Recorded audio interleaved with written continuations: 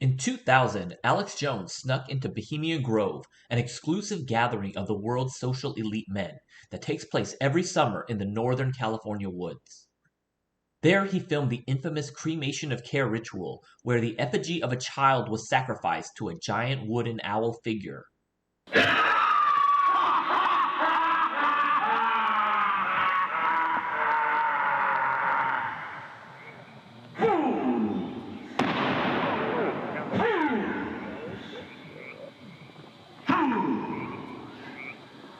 When will ye learn that me ye cannot slay? Year after year ye burn me in this grove, lifting your puny shouts of triumph to the stars.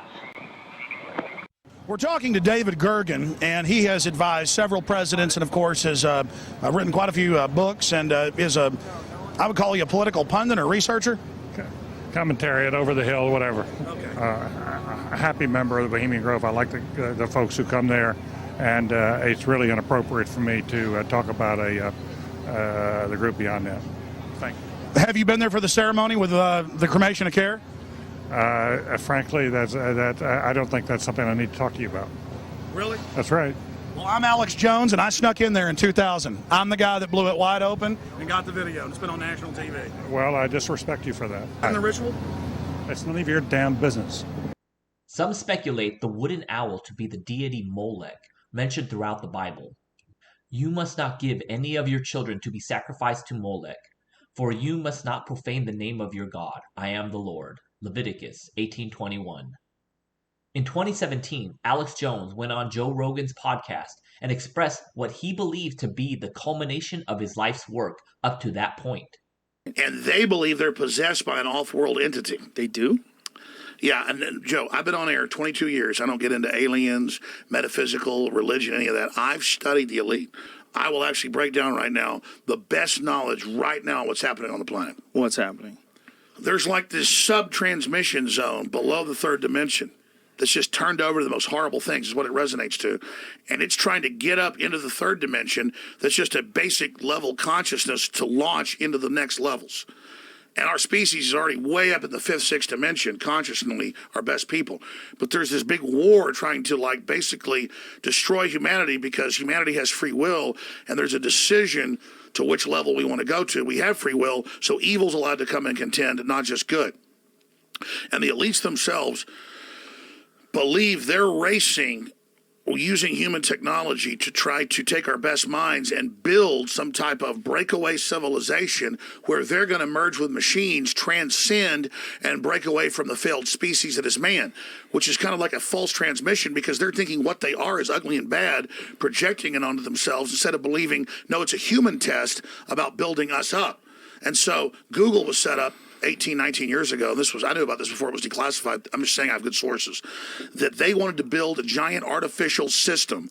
And Google believes that the first artificial intelligence will be a supercomputer based on the neuron activities of the hive mind of humanity with billions of people wired into it with the Internet of Things. And so all of our thoughts go into it, and we're actually building a computer that has real neurons in real time that's also psychically connected to us, that are organic creatures, so that they will have current prediction powers, future prediction powers, a true crystal ball. But the big secret is, once you have a crystal ball and know the future, you can add stimuli beforehand and make decisions that control the future. And so then it's the end of consciousness and free will for individuals, as we know, and a true 2.0 in a very bad way, hive mind consciousness with an AI jacked into everyone, knowing our hopes and dreams, delivering it to us, not in some PKD wirehead system where we plug in and give up on consciousness because of unlimited pleasure, but because we were already wired in and absorbed before we knew it by giving over our consciousness to this system by our daily decisions that it was able to manipulate and control into a larger system. There's now a human counterstrike taking place to shut this off before it gets fully into place and to block these systems and to try to have an actual debate about where humanity goes and cut off the pedophiles and psychic vampires that are control of this AI system before humanity's destroyed. Wait a minute, humanity the pedophiles is only are controlled of AI? How'd the pedophiles get in control of AI? The pedophiles at a whatever level. rule. The devil, whatever you want to call it, this interdimensional thing that gives them advanced off-world technology, the fallen one that's not of this world, is giving them advanced knowledge What on are how you to talking- construct no, no, these what is- systems what is that have already that? been used before on other populations. What? Is that Satan? But what are you That's talking Satan. about? That's Satan. In 2019, Elon Musk went on Joe Rogan making very similar claims about the future of AI. We will not be able to hold a candle to AI. Are you honestly, legitimately concerned about this? Is like AI one of your main worries?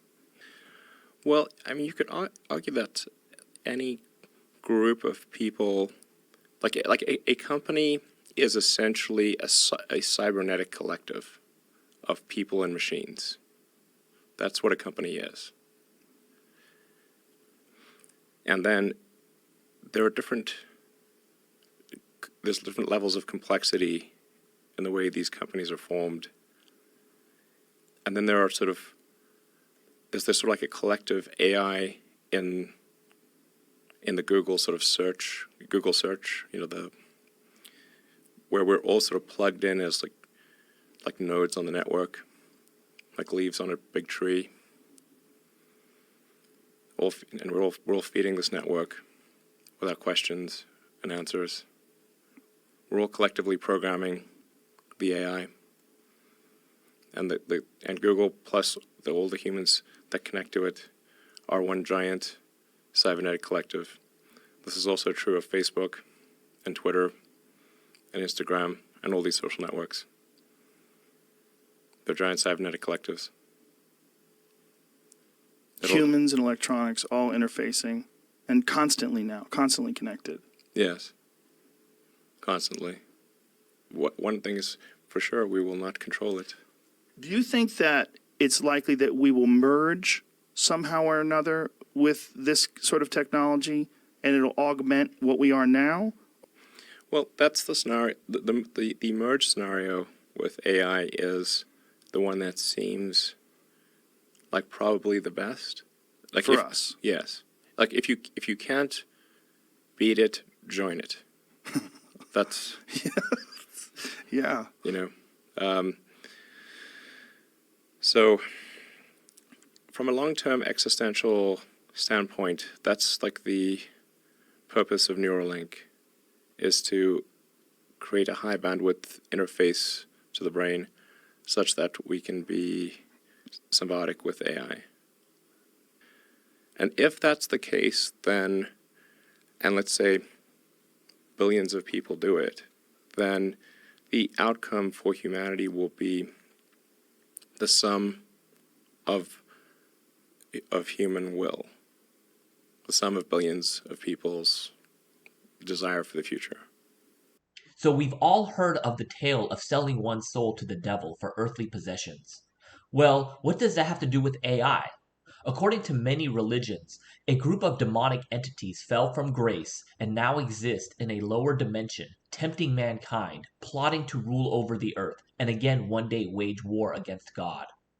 According to string theory, there are 11 dimensions that make up the reality we all share.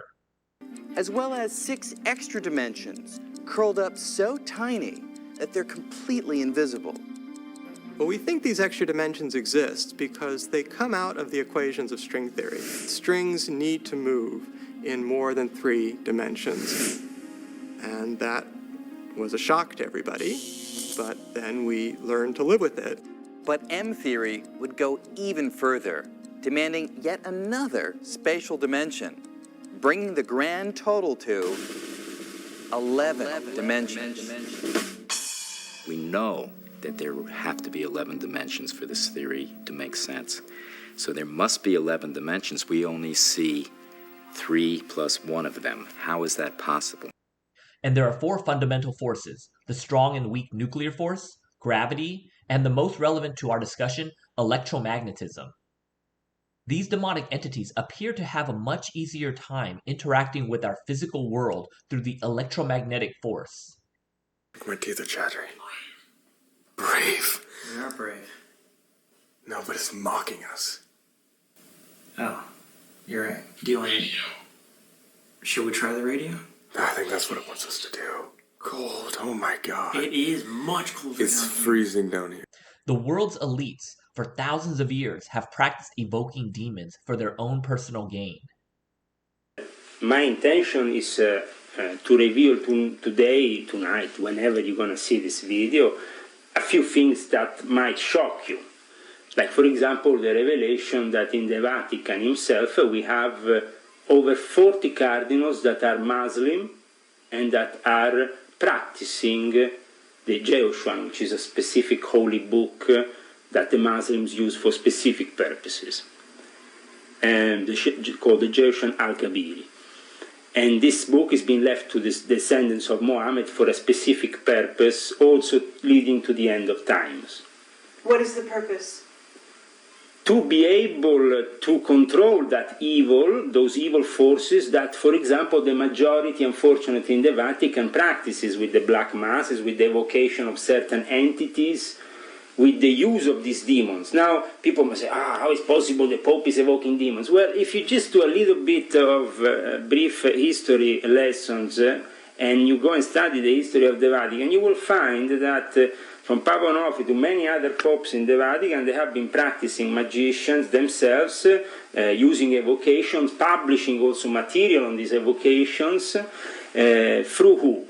But what do demons want in exchange? What is the mark of the beast mentioned in Revelations?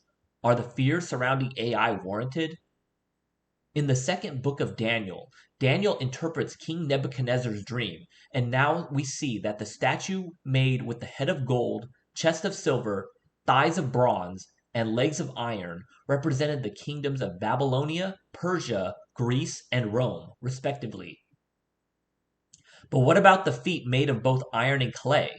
We know clay represents man, as God made man from clay in Genesis.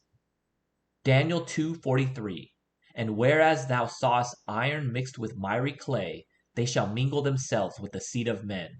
But they shall not cleave to one another, as iron is not mixed with clay. It is becoming more and more apparent that the iron mentioned represents computer electronics. The endgame of these demonic entities is to persuade the human race to become cyborgs, implanting computer chips into our brains, where we all become, as Elon said, a node on the internet, where all of our hopes, dreams, and fears are constantly being fed into the worldwide AI grid, where the fate of humanity will no longer be in our own hands, and Satan will incarnate in digital form and have reign over the earth. Kind of like Sauron in Lord of the Rings. It's like a horror movie scenario, right? It's like Lord of the Rings, really. And so Sauron is trying to build a body for himself. Like, he's not completely incarnate, but he's using all these people's desire for power in order to create a body for himself. That's pretty much what it looks like is happening with this AI. The following clip is from a presentation by Geordie Rose, founder of the quantum computing company D-Wave. But these words, demons, doesn't capture the essence of what's happening here.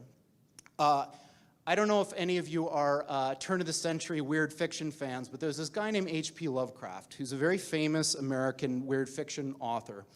And he espoused a view which is called cosmicism. And the essence of cosmicism is cosmic indifference. So what he was saying is basically, yes, there are these massively intelligent entities out there, but they're not good, they're not evil. They just don't give a shit about you even in the slightest. The same way that you don't care about an ant is the same way they're not going to care about you.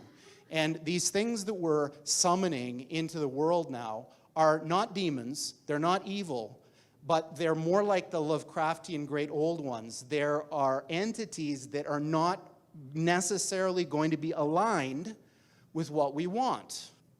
AI is just like that. So when this thing that I'm talking about happens, it's going to be exactly the thing that you're thinking about those super intelligent AIs.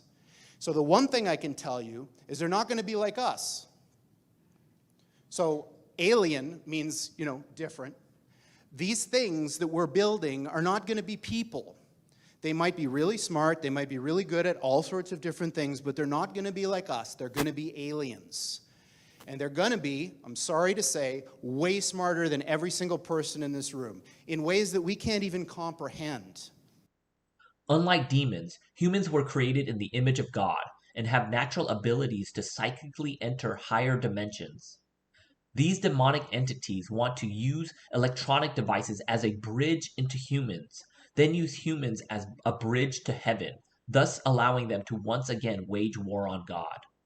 This has an eerie resemblance to the Tower of Babel scenario mentioned in Genesis of the Bible, where the world spoke one language and the people tried to build a tower up to heaven, and God came down to confuse the languages to prevent this from happening. We may be entering this scenario once again, relatively very soon. The lull into merging with machines is constantly being exposed to us through mainstream media, pop culture, and will be most effective amongst the youth.